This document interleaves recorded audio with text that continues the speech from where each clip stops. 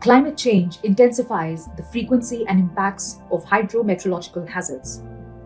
India is exposed to a wide range of natural hazards that worsen the life situation of the people with food insecurity, losses to infrastructure, and poor human health and well-being. As per the World Risk Report 2022, India is one of the top 3 countries with the highest disaster risk.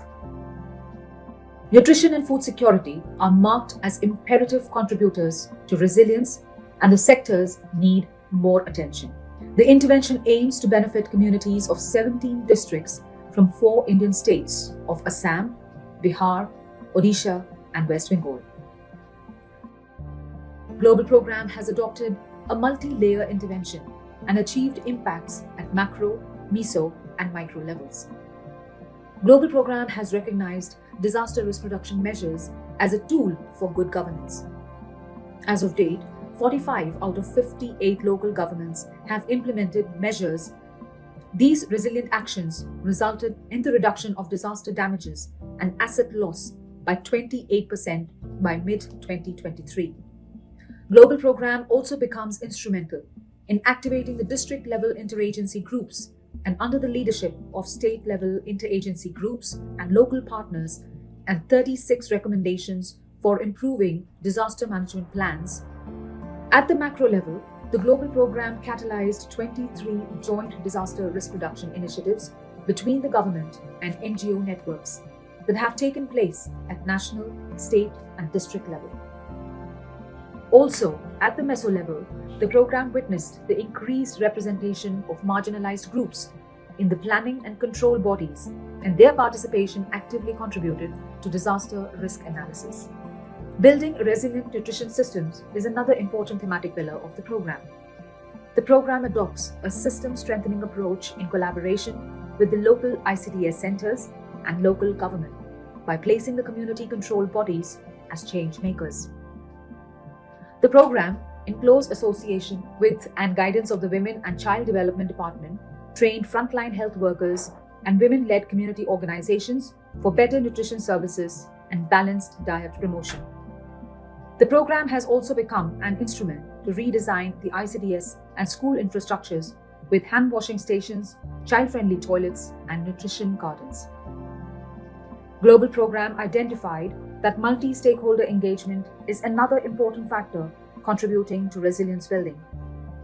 Caritas India's Global Program facilitates macro-level learning and interactive platforms in partnership with governmental and civil society networks such as interagency groups and organizations, through which the best practices, models, and knowledge management materials are made accessible to a wider audience at international, national, state, and local levels, which influences the policy discussions and recommendations.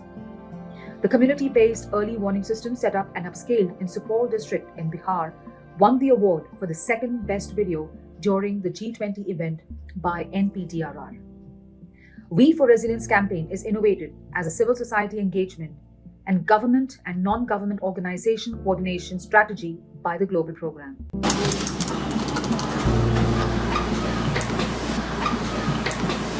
We4 Resilience has emerged as a participatory tool to empower the communities and local networks.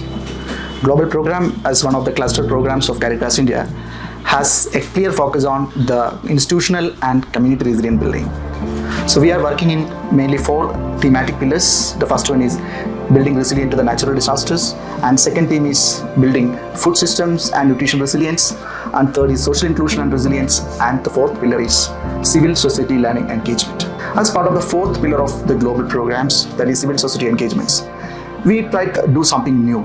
How we can bring the different communities together, how we can strengthen the geo-NGO coordination in a very participatory manner. So we thought we need to come up with a campaign through which we can strengthen the network, we can bring the community-based organizations together, and we can bring the community voice from the field to the meso and macro level platforms, where the We4 Resilience campaign started. We will discuss the We4 Resilience campaign methodology. The campaign started with a consultative IEC and behavioral change communication materials development workshop. Then we have trained 35 district level master trainers. These 35 district level master trainers, they have trained 3,000 community volunteers in 260 villages where global program is working. These 3,000 local community volunteers, they implemented this V4 resilience campaigns. The main aspect of the field level campaign was a concept called 3 days in a village. The first day, they have organized awareness training programs, and the second day, they focused on the institutional level activities, and the third day, the most important activity, that is called Samvad. So third day was focusing on the community consultation, where the community members, they gathered and they discussed on their issues and they come up with the recommendations. This is one of the beautiful activity we brought under the V4 Resilience campaign. Recommendations emerged from the community consultation that is discussing and reflecting at various levels. The first level is at the block level. The second level is at district level, and third level is at state level, and finally we are discussing at national level. Now from here, it is flowing down. The community aspiration, the validated recommendations, and it is flowing down back to the communities with the better practices, like the models for replications. So this is the overall concept of V4 Resilience. I would say the V4 Resilience is bringing more partnership. V4 Resilience is building the community's capacities. Also, V4 Resilience is bringing a lot of community level impacts. I would say one of the example, the nutrition sensitive action plan. So now V4 Resilience has completed 2 years of its exercise. I take this opportunity to thank all our global program partners and civil society organizations and government officials for joining with us. Now we are here for this 2 days national conference.